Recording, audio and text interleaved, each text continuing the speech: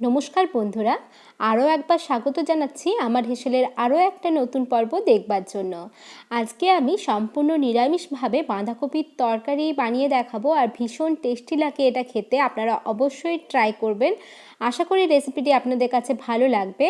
আর যদি রেসিপিটি ভালো লাগে তাহলে লাইক করবেন, প্রচুর পরিমাণে শেয়ার করবেন, আর সাবস্ক্রাইব করে নেবেন আমার হেসেলকে উইথ বেল বাটন। তাহলে আগামী দিনে যখনই আমি নতুন কোনো রেসিপি আপলোড করব আপনাদের কাছে নোটিফিকেশান পৌঁছে যাবে। এবারে দেখুন, একটা কড়াই চাপিয়ে নিয়েছি। কড়াইয়ের মধ্যে অ্যাড করেছি 5 টেবিল স্পুনের মতো সর্ষের তেল। সর্ষের তেলটা গরম হয়ে যাওয়ার পর অ্যাড করলাম একটা তেজপাতা, একটা গোটা শুকনো লঙ্কা, আর 1 টিস্পুনের মতো গোটা জিরে। ভালোভাবে ফোড়নটা ফুটে উঠবার পর এর মধ্যে আমি অ্যাড করে দেব দুটো মিডিয়াম সাইজের আলু, যেগুলোকে এইভাবে আমি কেটে রেখেছি। দেখুন, ভালোভাবে জল দিয়ে ধুয়ে নিয়েছি। আর এটা অ্যাড করে দেবার পর সুন্দরভাবে 1-2 মিনিট এই তেলটার সাথে এটাকে ভেজে নেব।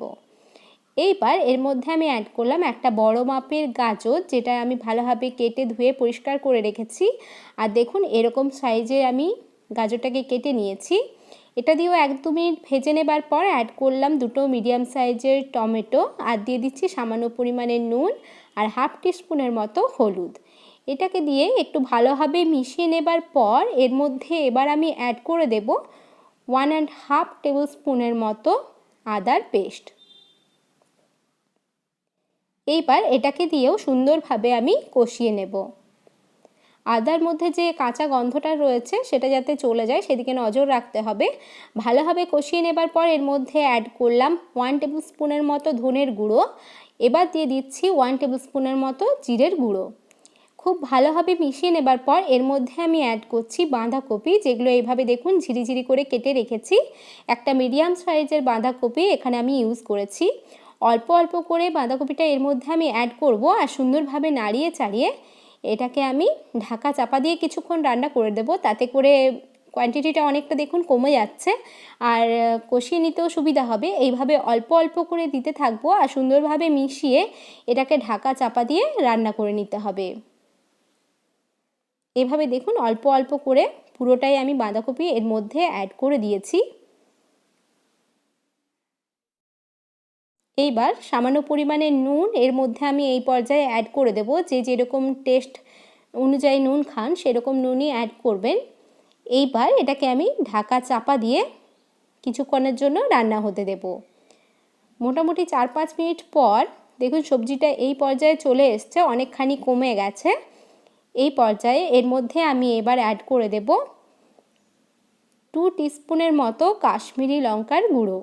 এতে করে রান্নার কালারটাও খুব সুন্দর চলে আসে, আর ঝালটাও অ্যাডজাস্ট হয়ে যায়। এইবার দিলাম একটু হলুদ, আর দিয়েছি দুটো কাঁচা পাকা লঙ্কা, আর সামান্য পরিমাণে ধনেপাতার কুচি। এই ধনেপাতাটা কিন্তু অপশনাল, তবে যদি হাতের কাছে থাকে অবশ্যই দেবেন। এই রান্নায় খুব সুন্দর একটা ফ্লেভার এসে যায়। এইবার ঢাকা চাপা দিয়ে এটাকে আমি মোটামুটি 4-5 মিনিটের জন্য হালকা আঁচে রান্না করে নিয়েছি। আর দেখুন সবজিটা খুব সুন্দরভাবে মজে গেছে। এই পর্যায়ে আমি 2 কাপের মতো জল অ্যাড করে দেব।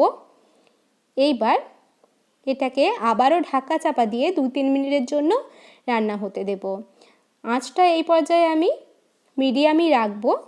এইবার 2-3 মিনিটের পর দেখুন ঢাকা খুলে নিয়েছি, আর এইবার চেক করে দেখব যে আলুগুলো ঠিকঠাক সেদ্ধ হয়েছে কিনা। দেখুন ভালোভাবে মিশিয়ে নেবার পর আমি চেক করে দেখছি আলুটা সুন্দরভাবে সেদ্ধ হয়ে গেছে। এই পর্যায়ে আমি অ্যাড করে দিচ্ছি 1 টিস্পুনের মতো গরম মশলার গুঁড়ো, আর দিলাম 1 টেবিল স্পুনের মতো ঘি। ঘিটা কিন্তু আমার বাড়িতেই বানানো। এইবার সুন্দরভাবে সমস্ত জিনিসটা মিশিয়ে নেব, আর একটু শুকনো শুকনো করে নেবার পর আমি আঁচ থেকে এটাকে নামিয়ে সুন্দরভাবে সার্ভ করে দেব। দেখুন রান্না আমার কমপ্লিট হয়ে গেছে। এইবার এটাকে আমি সুন্দরভাবে সার্ভ করে নিয়েছি, আর এই সবজিটা ভাত, রুটি বা পরোটা যে কোনো কিছুর সাথেই কিন্তু খেতে খুবই ভালো লাগে। আপনারা অবশ্যই ট্রাই করবেন। আর সাথে থাকার জন্য অনেক অনেক ধন্যবাদ।